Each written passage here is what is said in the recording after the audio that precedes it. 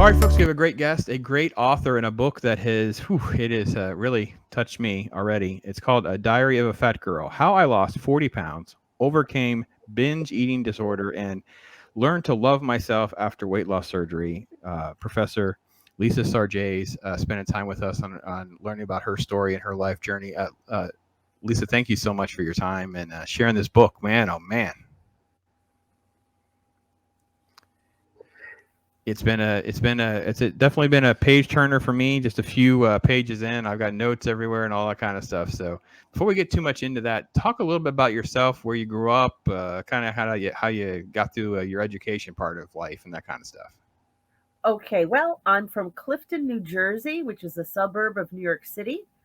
I've been here all my life. I did escape Clifton for 7 years. I lived in Weehawken, right on the river. It was in the 80s. Um, I was in the corporate world. I wanted to study philosophy, and I didn't realize you could actually go to college to do that. So I went into the corporate world, studied on my own, but I didn't like working in offices. I didn't like competing in sales. It was just an unhappy 1980s kind of atmosphere. And it was at my grandmother's wake, my father's mother. Hmm. And I'm sitting there, I'm 30 years old, kind of praying to her as she was in the coffin on resting in state. And I said, Grandma, you didn't see me do anything with my life. I don't like my job. I'm not married. I'm not happy. I promise you that I will make something of myself, and your son, my father, will see me be a success. Hmm. And it was at that moment I'm like, okay, well, I have to get out of the corporate world. What do I do? So at 30 years old, I took my SATs and applied to university. I applied to Rutgers and I applied to Montclair State. And my father begged me, please go to Montclair State. He didn't want me going to Newark, even though he grew up in Newark. He didn't want me going there. Um, so I did, and I have my degree in philosophy with minors in women's studies and religion. Then I went on to seminary.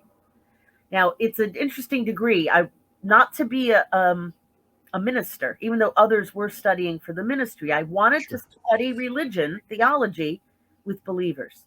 Hmm. I didn't want to study with people who wanted to take God apart and dissect it and criticize it as an outsider, like people looking in a zoo at believers. I wanted to study with believers. So I did. Drew University. I have my master's in theological studies. It's an MTS degree, very unusual. And then I began to teach at university. I taught at Montclair State and St. Peter's. And my students, it's interesting when you're teaching religion, people think you have like the red hotline to God. They come to you for answers. Boy, They do I know. So I thought, well, maybe I should consider getting a degree in counseling. And I did. So I have two masters, one in religion and one in counseling, so that I could appropriately converse with students when they come to me with issues. Hmm. Awesome. So you mentioned this pivot point of the passing of your grandma. Um, what was she like, and how did she inspire you to be such? Because that's a pretty impactful moment to have at that time. Grandma Mary, she was the storyteller on the block, and she did voices and she acted things out. And you have to remember, she was during World War II. Not everybody could read, so she would read the newspaper to the neighbors. They would come and sit around on the porch, and she would read the news, and she would act out the part. We have a picture of her somewhere with a Hitler mustache, with her fist up, imitating Hitler, and the everyone would scream and screech. So she was a wonderful storyteller, a fabulous cook. No measurement, just handfuls of whatever. And she was fat. She was very heavy, and to her demise. I mean, she lived to be in her mid 80s. I mean, that's still a ripe old age, but she had a lot of complications because of her weight. but obviously just touched you so much in your life, and then it takes you to that moment, and basically your whole life changes, and a lot of schooling and a lot of touching lives that come out of that, and then you decide to put pen to paper and talk about this journey that you were on. Um, what led up to the book, or should we touch on like sort of like the diary and note taking that led up to it? I don't know exactly how to I don't know how to separate the chicken and the egg with this situation, because I do see how it's all sort of interwoven in a way. Well, I did lose 140 pounds, by the way. You said 40. It's Oh 140. no, I meant before. I'm not sure what I said, but okay, I'm sorry. Yeah, sorry. Um, I was very heavy at my heaviest. I was over 400 pounds, and I was suffering with everything that goes wrong with the body when it's been heavy for a long time. Um, I had weight loss surgery, and I thought it might be good to blog. This is when, typed blogs were the thing, because people were saying, "Oh, you had weight loss surgery, you took the easy way out." There was nothing easy about it. Yeah, indeed. And this book definitely spells that out, folks. So go ahead. And I wanted to document it. So my goal was to blog every week. Well, I blogged every day instead. I Mm, blogged every day for almost 10 years. wow, that's awesome. And another blogger who took his blog down and became an author said to me, "Lisa, turn your blog into books." He's like, "You have quite a few books there. It you should, be compensated for what you do. You're not making a ton of money as a professor. This would be a way to get your story out, Hmm. and also, raise money for the things you need in life, like health insurance and cat food. I don't eat my 7 cats eat the cat food." So the Diary of a Fat Girl is really just the first year of blogging about my daily journey to lose the weight. uh, the chapters are dated, and you feel immersed when you're going along this journey. And I tell you what, folks, if you get a copy for yourself, Lisa will not waste any time to get in your face about the emotional journey that she's on. And as a grandpa and a pops, I have to put on the spectacles to make sure I can read properly here. So this is very early on, and it says, when it comes to describing the motivation for my own dreams and my goals, if I say I'm doing it for my health, I'm full of crap. The truth is, I wanted to be thin and pretty. Why? Maybe I'm shallow. And I thought to myself, maybe we don't all suffer from weight problems, or we don't get to the situation that you were struggling with. But that hit me like a 2x4 between the eyes, because so much of what we do is this line between our denial of how we want to shave off the edge, what it really means. But what you said was basically that. It's like, well, we say this, but we really mean this. And at the end of the day, why? Because I'm shallow and I'm weak and I'm just a mess. When you go back and you're piecing this book together and you read those words from 2006, mind you, like it's been a minute. How did that feel? That had to like cut you again almost. It was very difficult. I mean, I had to edit the thing down. I had to relive it, and then I made it worse by doing an audiobook of it, and I read it.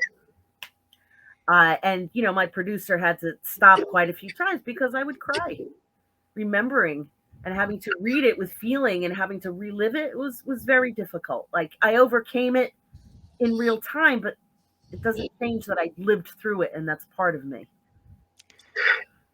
If you had to share a life lesson to someone who's heard those words, or they hear your audiobook or whatever, and they know, oh man, that's exactly how I feel. What's one of the things that you could say to them right now to say, listen, let me help you. Let me help you get up a little bit from that. I mean, I've been on a journey. The book is full of this journey, and I don't want to put the cart before the horse here, but just if we could just dial into that one spot, because I mean, like I said, you waste no time to get heavy on me, and we should probably let people, how do we help them? So it's perfectly normal and human to want to be loved, accepted, noticed, and respected. And when I weighed over 400 pounds, I didn't feel any of those things. So, was it physically daunting? Of course, it was very difficult to be that heavy, but um, to be talked down to, overlooked, made fun of, doctors were horribly abusive toward me. No matter what ailment I went in for help with, it's always, well, you should lose weight. And it's like, I know, I know, I'm in this body, I know. So to say I want to be thin and pretty, well, that's a way of saying I want to be loved and respected and treated with, decently. Yeah, dignity and respect. It's kind of what a lot of us want, and because it doesn't really matter what our problems or our issues are.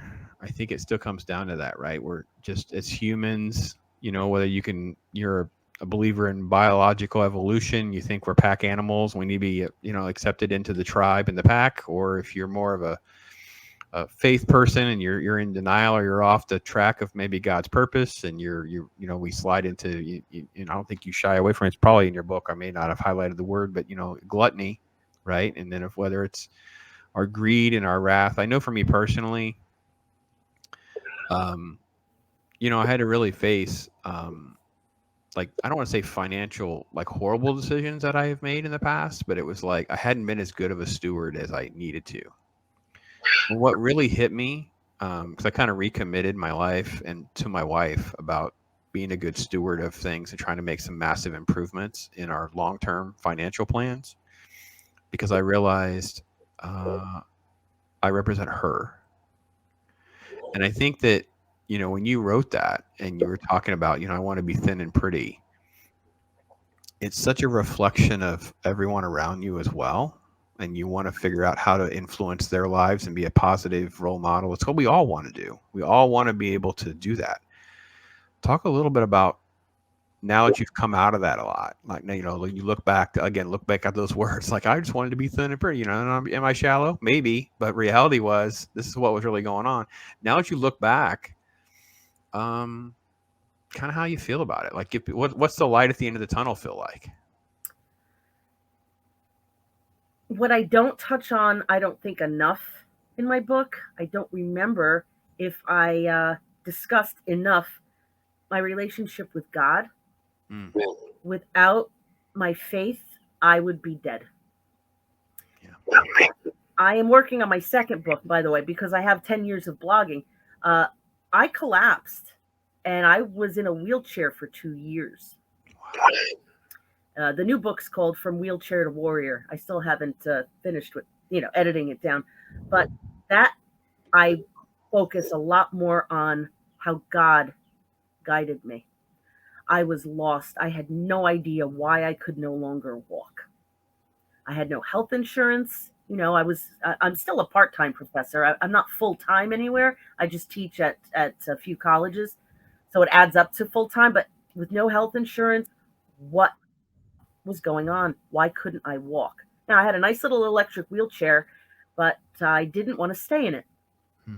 I believe God has a purpose for me and wants me up on my feet. Yeah. And to be led and guided. Amusingly, I hope it will be, I didn't go to God first. I went to different healers, energy healers, acupuncture. Not that acupuncture is bad. It's certainly ancient healing, a modality. But nobody could help me. Guru after guru could not help me. This is almost like the healing at the pool of Bethesda. You're waiting for the bubbling up of the fountain, but it's not for you. And I humbled myself and I prayed. I do that a lot more now, but certainly back then I didn't. And I said, God, I don't know what to do. Help me. Please guide me. What should I do? And once in a while, I don't do it often, but once in a while I will do that and get a very clear answer. And I heard the voice in my head, find a surgeon. Oh, okay, Holy Spirit, loud and clear. And that began the journey of actual healing, where I replaced both of my arthritic knees. And God guiding me every step of the way. P.S. No health insurance, no money. And God just provided and provided and provided. And now I'm walking around. No cane, no nothing. Me and the Lord. What a great testimony to the journey. Like I said, you wrote this just almost, I don't want to say shocking, but it is in some ways, especially for someone that's going through it, right? And you're in denial because we're all in denial in some ways of our shortcomings, the different things we have to work through, and it basically gets so transparent on your page. You waste no time to continue to do that. It's pages later. You dial right back into just, I want to say, tough love to yourself, which is pretty much what's happening in these pages in the blog. This is also from 2006, a bit later. Folks will say you have to love yourself just the way you are, and it's not what's on the outside that makes you beautiful. And I just thought to myself, well, hasn't she touched a nerve? Because I just got in trouble for calling out someone doing this exact thing, where I pointed out, I don't know if you saw this or not, the recent fitness magazine where they have an exercise, I want to call her a guru. She's obviously very heavy. I don't want to be harsh, because I was really not trying to judge her. I was trying to say, may not be the best way to help people in mass towards fitness, because obviously you need to be talking to your doctor if you're in the neighborhood of 250, 300 pounds or more, before you just start jumping into some sort of exercise routine. Because if you take the person quite literally on the cover of this magazine, they look like they're on the verge of early onset diabetes, heart disease, COPD, everything else. And I'm not to say that her doctor hasn't cleared her, and she's not even suffering from any of those things. God help her. But we're living in this culture now where what you wrote about in 2006, sorry, I almost said the wrong year, in 2006, is almost like part of the culture war. It's like, oh yeah, you're just beautiful. It's okay. It's okay to love yourself. It's okay. You're 250, 300 pounds. You love yourself. Okay. Well, loving yourself and improving yourself or making changes to yourself, as you said, ultimately realizing that you have God's purpose, those are all completely different things, are they not? Yes. So I will always say, the girl on the cover of that magazine, she's a beloved child of God who is created in God's image. Of course, she's Sure. lovable as she is. However, the fatness is a symptom of something. That is not I don't like the word normal because of, we all have our variations of how we express our physicality, but it's a symptom of something that's off balance. Mm. Our bodies were not meant to be that heavy. A healthy person, look, we're not all perfectly trim and fit, but somebody who is what they call morbidly obese in the medical field, that's a symptom of something underlying that's off.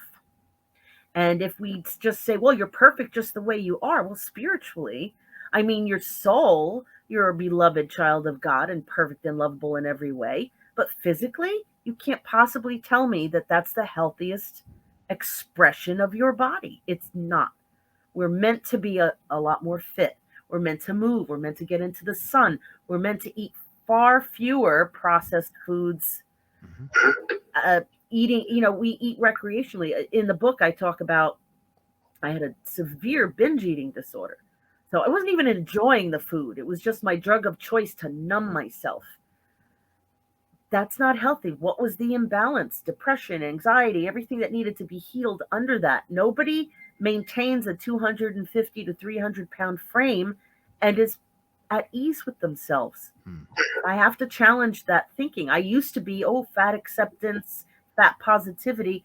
Well, that you deserve love and respect, and you love and respect yourself, and you don't have to be thin to deserve love and respect, of course. Right. But love yourself enough to be honest with yourself. Am I expressing my best health by remaining this heavy and not looking at my habits and what might need to be healthier?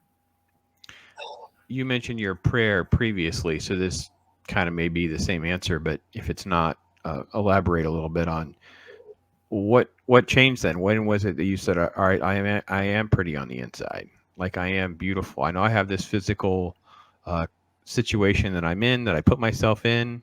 I'm maybe working on a path to make improvements there. But when do you start to realize and actually accept? When did you get to that point? Because this is still very early in the process for you.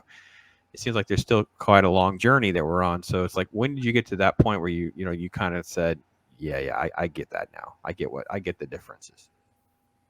Not until recently. Wow. Praise God, though. Wow. Well, that's what I started to do a lot more. So in March of 2020, the big turning point for the world, I said, oh my God, evil is real. There is no longer denying that the enemy, you can call him the persecutor, Satan, I don't know what you want to call this evil force that exists, is real and it's coming after us.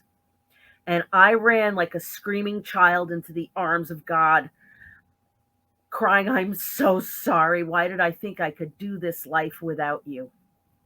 Mm-hmm. And I started doing the Bible in a year. I don't know if you've heard it. I'm Roman Catholic, so we have our Father Mike Schmidt does the most popular podcast. Supposedly, it's the most popular. It's the Bible in a Year podcast. So every day, immersed in the Word, every day praying. I got the Hallow app. Sorry, I'm advertising a thing, but it's an app. You just pray. For me. If it helps one person like you, then we did that. We did our job, because that's really all that matters in the end of the day. I definitely am into, once you get that, right? Like, God, I'm sorry. I'm trying to do it on myself. And folks, let me give you permission. I guarantee Lisa will not, or at least admit this too. You're going to fall back to, like, just because she said that happened in March 2020, it doesn't mean that July went well. It doesn't mean there wasn't a bad day in November. It didn't mean that there wasn't these 3 weeks that happened, 2 months ago or what. That's okay. That's the roller coaster of life. God doesn't leave you. You just have to know that you lean back in and you start praying differently. You change, be transparent. I always tell people, no one's fooling God, by the way. I love people who like try to keep secrets and don't want to talk about it and whatever. I'm like, there is no denial to him. He already knows. He's waiting for it. It's like your kids. Let's always go back to the best analogy of God, of course, is the parent-child relationship. And we can understand that and not take it as some sort of condescending thing. We know what our kids are doing, especially my kids. My kids are older.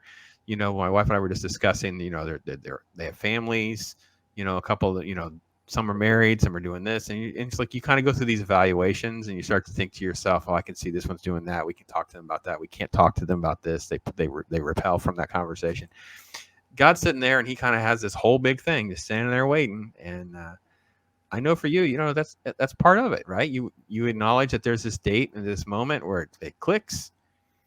So what's that journey been like in the last year then? Like, what, just everything changes when you start opening your arms that wide. Confronting fear. I think somebody said it's over 300 times in the Bible, Old and New Testament combined, that says, fear not, do not fear. But that's all I was doing, was fearing. So leaning on God, trusting that God had a plan for humanity, for his creation, for this earth, and for me. Mm-hmm. And if I'm created in God's image, how dare I call myself anything but lovely and lovable? That is so true. I'm not sure about the 300 thing. I've heard pastors say it's like once a day. I can tell you, as someone who spent a minute or two in some of those pages. Uh-oh. What happened? Hello? I'm here. Oh, my screen. It was weird. Oh, there we go. Okay. It just went off my screen. I was like, oh, that was weird. Yeah, one a day. There's so many references. There's like one for each day or something like that. So it's pretty close to that. When you have derivatives of fear not, definitely adds up quick. So let's move forward closer to and around that date. And you spent a few sort of blog posts, for lack of a better term now. It's like chapters in the book of the surgery, going in for the gastric bypass surgery. She pulls no punches whatsoever. If anyone has ever told you that this is easy, they have bold-faced lied to you. And Lisa will share with you a little bit about how this actual went down, because I couldn't even do it justice, even if I tried to read her words, because this was crazy for me. I don't have enough words. That we're good. We pass the baton to you, because that's Actually, if you go to YouTube and you look up Lisa Sargese gastric bypass, you'll see the video that I made when I came home from the hospital. I was covered in black and blues. I had a roiling infection inside me. I was sobbing. I was in pain. I had had 2 previous weight loss surgeries. It was the lap band that people used to get. I don't know. They might still be doing it. And it failed because when you don't heal a binge eating disorder, which I didn't, you will, cause all kinds of issues. So in 2006, I had the band taken out and it was converted to a gastric bypass. The surgery was pretty devastating, having to take the band out and then do all that. I had an excellent surgeon. He did it all laparoscopically. He did not open me up, but I did wake up in intensive care. Now, I was full of prayer. I'm praying. I'm looking out the window. I will praise God for look up mine eyes unto the hills from whence cometh my help. I'm kicking my feet like a mermaid. The nurses loved my attitude, but I was in serious trouble. Not only, was the surgery complicated and there was an infection, but, I was so very heavy and so terribly diabetic, type 2 diabetic. God wanted me alive. He must have, because there's no way. How did I come out of that? So sick, nearly septic. And coming home, and still people were like, okay, why haven't you lost weight? It's like, well, it's only been a few months. Like, I lost 30 pounds, but you can't tell because I'm so big. And that's when I'm like, all right, I'm doing something. So I said, I was like, all right, I'm going to blog and I'm going to the gym every day. Every day. And people are like, no, you should start out slow. I'm like, no. Every day. Why? Because discipline saves. There is something about daily discipline. Now, not everybody's religious. I understand. Maybe it could be spiritual, people who meditate. Maybe people are into exercise. Maybe you're a farmer and you're Amish. Those cows have to be milked every day. Daily discipline is a foundation for a successful life. And so that's what I did. And I was going to tell the story because I didn't appreciate people saying, 1, easy way out, and 2, doubting that I was trying to work hard to get better.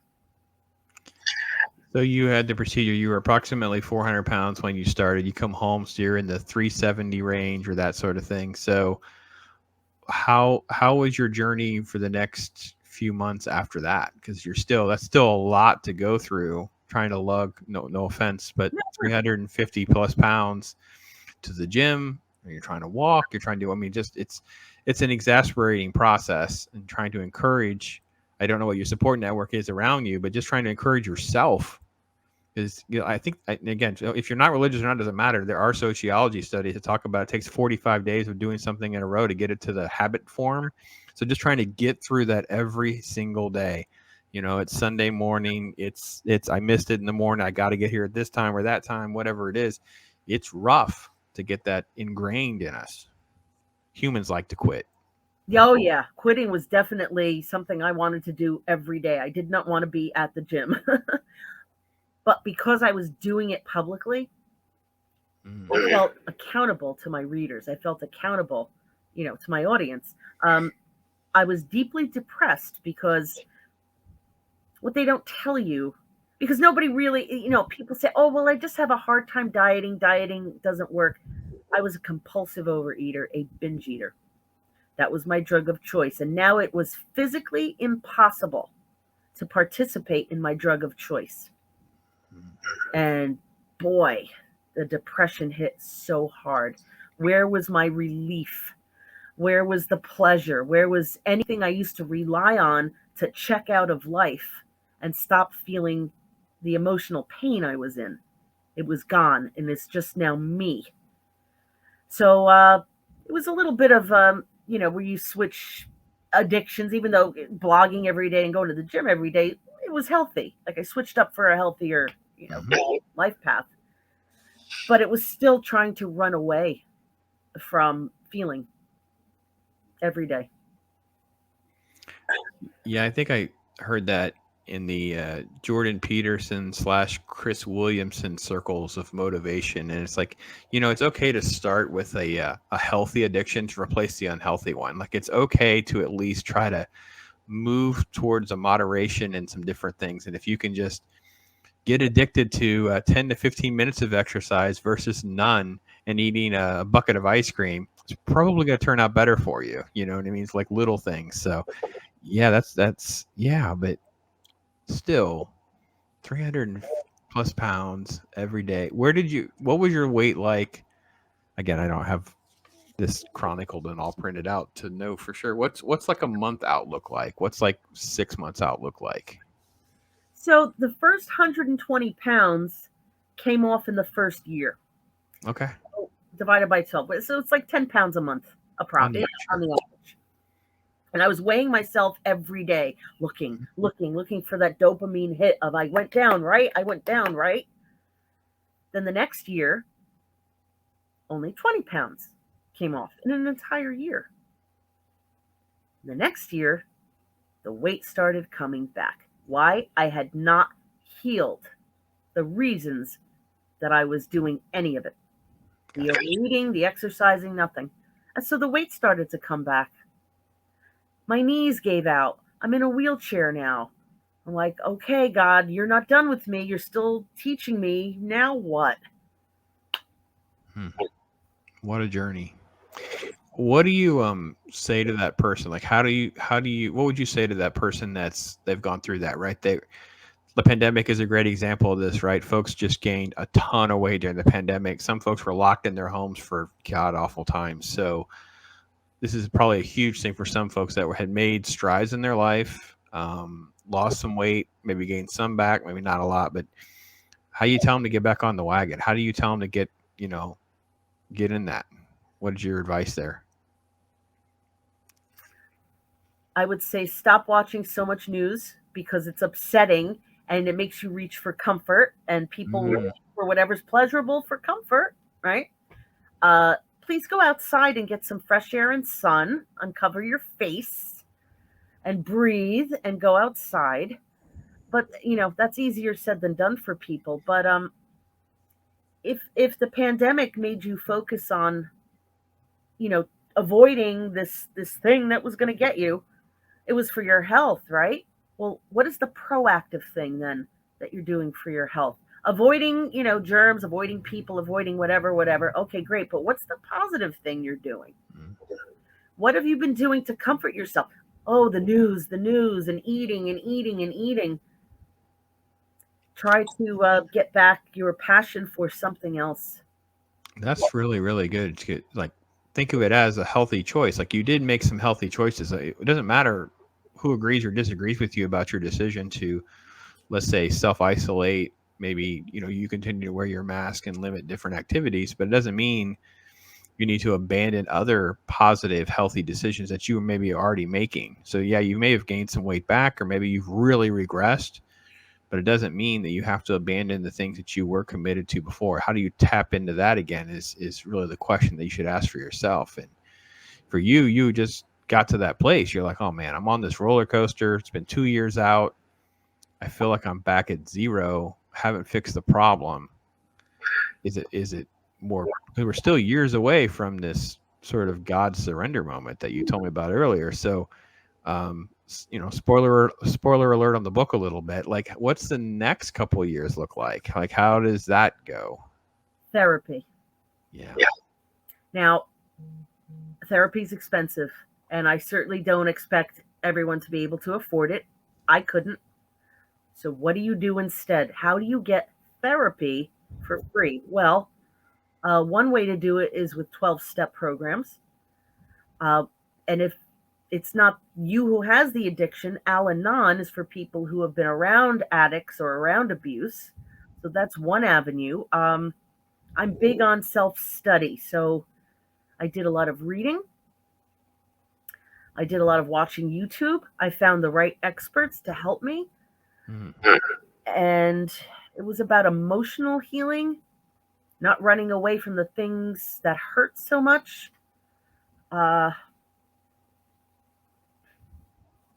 I want to say self-acceptance. That's not quite it.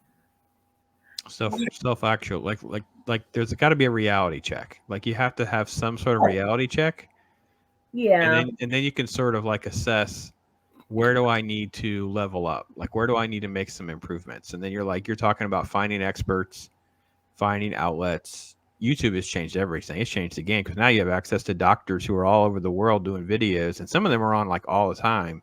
My wife is, I tease her because it's not an appropriate word, but I say you're addicted to, these doctors and whatever, because she's just kind of down the rabbit's hole of like truth, like things that she didn't know about diet, about exercise, nutrition.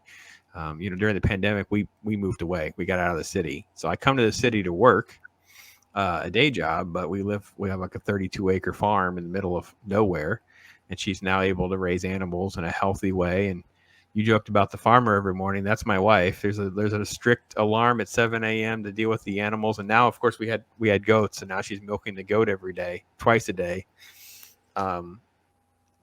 It does take a certain sense. How do you get someone to, I don't know. To me, there's no excuses, but how do you help someone? You talked about your therapy background and that kind of thing. I will admit I struggle. I pray a lot about this. How do you tell someone you have to choose to make yourself better? I can't make you better. You have to make decisions to say, these are my shortcomings. Here's some things. Read a book, listen to a podcast, listen to videos, go tap into, a program like you were saying, different step programs and like that. What do you recommend? How do you help how do you get them to look in the mirror sometimes? Well, I just said it to my class last night. I said, people try to amputate their negative feelings. We've been taught that anger, resentment, jealousy, sadness, rage, despair, that all these emotions are forbidden. And yet we feel them because we're human. But if you don't allow yourself to feel them and express them in healthy ways. And I said, oh, remember, I didn't know if they had ever heard of Mr. Rogers. He used to sing songs about when you're angry, you march around, you stomp your feet, you beat your drum. These are all such healthy ways to express anger and frustration. Are we teaching this any longer? Or are we just saying, you be good, I'll give you something to cry about, and teach people to just, keep the negative, so-called negative emotions inside? Rather than, hey, go to the gym, punch the heavy bag, scream really loud in the car. Nobody can hear you. Listen to rock music and sing real loud. Get it out of your body. Because if you keep it in, you're going to have to put something on top of it to keep it in, whether it's drugs, alcohol, food, whatever your addiction is, shopping, whatever. Mm-hmm. So find a healthy way to express your feelings and stop trying to please everyone around you who has told you don't feel that way.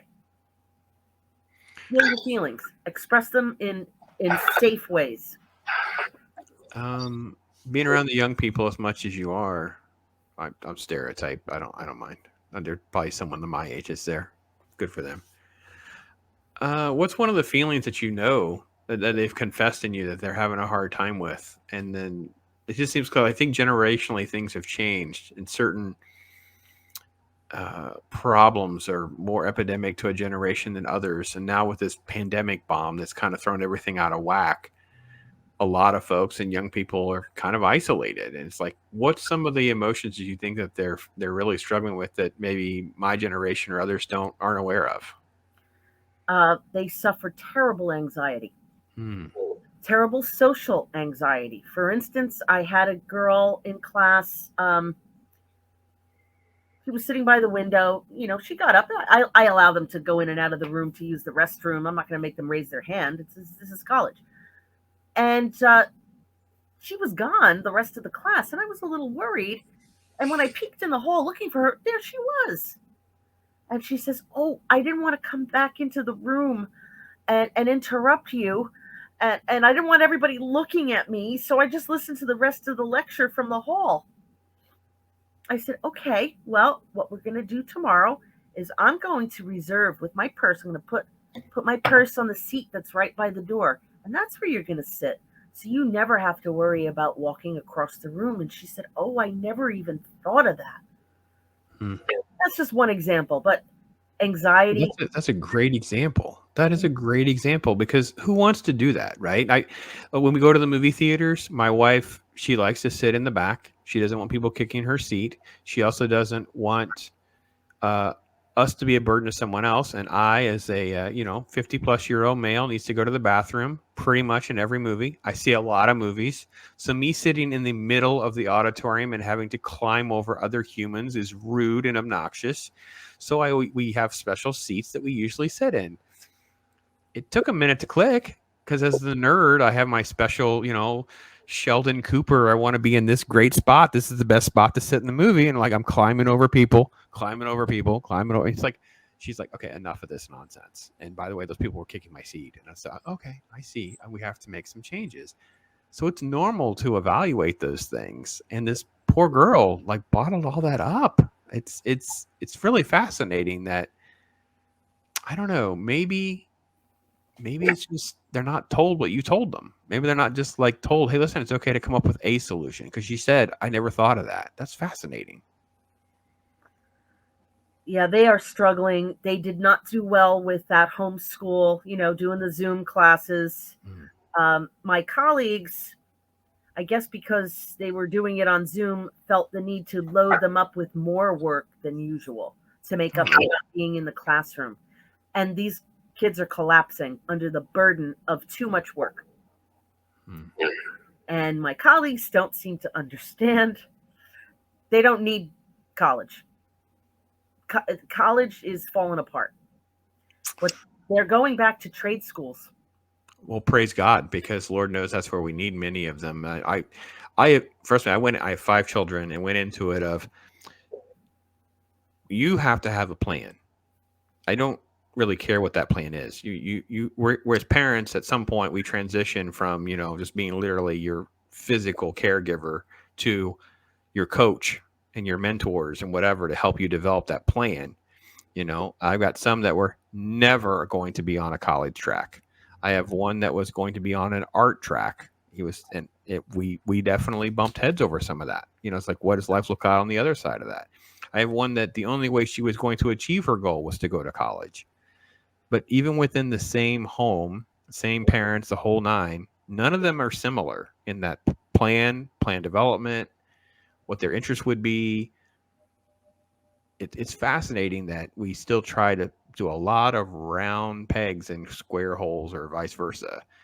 And do you see students that start and then go, what's this trade thing that people are talking about? Or is it just they don't get it? I don't know. How do you view that landscape changing? That's actually music to my ears. They'll be halfway through their degree. And they'll be like, if I knew it was going to be like this, I would have just gotten certified as a, fill in the blank, rather than, why am I studying math and poetry? Exactly. If I want to become a civil servant, be on the police force or become a nurse, and I would like to know that too. It's just, it looks suspiciously like we're just trying to justify our jobs teaching these subjects that aren't necessary for them to be successful out in the world as whatever they are. Lucky me, I get to teach comparative religion.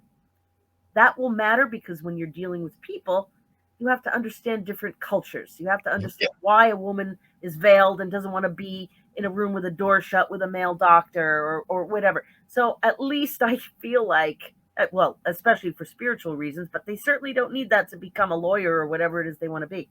But as a diversity class, I feel justified. Like, I'm giving them something that'll help them navigate the world. But the ones who are, say, because I also teach at a community college, it's only a 2-year degree. It's an associates. Fewer are going on to the 4-year unless it's necessary for the career that they've chosen. And a lot of, careers will ask for the bachelor's. You have to have the bachelor's. But if they don't need that, all right, I'd be associates. Well, I don't know what it's like in New Jersey, and I will get back to the book, I promise. I don't know what it's like there, but and again, moved the family to rural Central Florida. But this problem was an epidemic in the city. There are not enough electricians and plumbers. And Lord help me if I can find a large animal vet. If any of them like Dr. Pole that much, tell them it is a cash cow and a liberty providing job. You will call your shots of when you go and what you do because there is not enough supply to meet the demand, especially for like us, like with goats and donkeys, like middle, like not like expensive equestrian vets. Of course, they'll be more than happy to do those kind of jobs. But to do like what we're doing and where we are, it's like it's impossible. Can't find anybody. It's insane. And now they're trying to make it more difficult to do that. So it is music to my ears to know that there is hope that the generation sees that supply and demand equation change. Because it changed midstream for me. I went to school to be a doctor. And it was quickly like now there's a surplus of people trying to get in. I was having well, I'm going to put my foot in my mouth. We also were dealing with the first time affirmative action changes. It changed midstream for our generation. And you're not that much different in my age, I think. So we lived through it wasn't a thing and now it is a thing. And we kind of got caught up in it. And I'm like, well, what does that mean? Because the rules were this and now you say the rules are that. So, yeah. So when you change, it's difficult. The world changes too. You can't always keep up. And these poor kids, post-pandemic, it's a different world. I'm not sure there is a 2019 world coming back. So a lot of them started out a plan that they could be 2 to 3 years in and now go, oh man, this is worse than I even thought, right? They're also working 2 jobs. Wow. Now, back, I graduated with with my bachelor's in 99. So there were still some students who could go to school full time, and that's what they did full time. And maybe they had a little library job or something. Things have changed in 20 years. Now they go to school part time because they work full time. Wow. They are supporting a household or contributing to the household. And, the other professors need to understand this. These are not full time students the way we were back in the day. They don't have that time. You need to find a way to teach that's more lighthearted and light on the work, but still gives a quality lesson, quality class, quality education, because they're shrugging their shoulders. They're like, do I really need this? Yeah, because some of the work just becomes busy work at that point. So, we'll go back to the book, obviously. I'm sorry. I didn't mean to derail our conversation so much, but it is fascinating to tap into these sort of overlapping struggles and emotions and challenges that we all face. Like, I know we ended up on the diet and the health and your surgery and whatever, but the anxiety is a universal thing that all humans are going to go through. The one thing I really wanted to get into, again, I know I have a lot more of your book to get into, but I had to stop because it was just, who doesn't have stories that are kind of like this? Maybe it's a different gender, but it is. You started this chapter, and this is in 2006, later in that year. My father was horrified by my appearance. And then later, you were talking and you talked about that you didn't understand some of the responses from your mother and described the sort of this crazy, critical, abusive behavior and things like that. And their parents, they don't know what to do either. I mean, we don't have handbooks. And I'm not trying to justify your parents' behavior or anything like that. I think you understand that. Talk a little bit about what you went through, and then we'll kind of go from there, because you were transparent, and credit to you for dealing with those. Like, those are some emotional bags that you were carrying around full of a whole lot of bricks. Well, my mom was born, she's still alive, by the way, 98 years old and kicking. She'll be 99 in September. She lived through the Great Depression with 11 siblings. Wow. And her father, would have to lock up the food cupboard at night because kids get hungry. And, there wasn't a lot of food. She remembers just being hungry all the time. So now she has a daughter And she's torn between wanting to show me love by providing me with a lot of food and the luxury of eating, and that she also could enjoy now not being hungry all the time, with this vanity of, but you also need to look a certain way to be a success in life. So even my upbringing surrounding food was binge purge. Pick me up from Sunday school with a hot loaf of bread from the bakery and a thing, a nice tub of butter and the butter knife. And she said, "Oh, we're going to eat this in the car. Don't tell your father." Like, she basically taught me how to sneak eat. She underfed me because she thought I needed to be on a diet. I think my pediatrician must have said, "Well, she's 2 pounds overweight. Maybe switch her to skim milk, light and lively." But I was also a sedentary kid. So when you underfeed and you have a slow metabolism, you're not running around outside, I still held on to a lot of weight. I was chubby, even though I didn't overeat. And I'm not blaming her for not understanding nutrition. It's just because of her parenting style. Indulging and depriving, it kind of set me up for that. My father, God bless him, he passed in July of 2020. Nothing to do with COVID, thank God. It was just, his time. He was vain. He married my mother because she looked good with his convertible. He had a red Chevy convertible, and my mother was a blonde bombshell. And they were so cute back in the day. The pictures of them out on the town. I mean, they were just gorgeous, the two of them. They didn't even have me till 9 years into the marriage. And he was frustrated by having a fat daughter. Wow. I wasn't athletic like he was back in his day. He played football. I wasn't a drum majorette or a cheerleader like some of my cousins were. I was chubby or fat, depending on the year. And he had some shame around that because it's a reflection on him. Oh, what kind of father am I to have a fat daughter? Because fat is associated with lack of control and failure. And, he married my mother for her looks. I mean, they loved each other and all, but, that was what hooked him. And now he has a fat daughter, and he struggled with that. Then he passed it on to me. What is, if I could press a little bit, what's one of the horror stories that made you feel that way? Gosh, we were at a big family event it was at a nice restaurant, and it was a dance floor situation. I forgot whose anniversary. I think my mother's brother. And I remember, he's standing there with my uncles, and I entered the room, and I was so happy to see everybody. And I was very, very heavy at the time.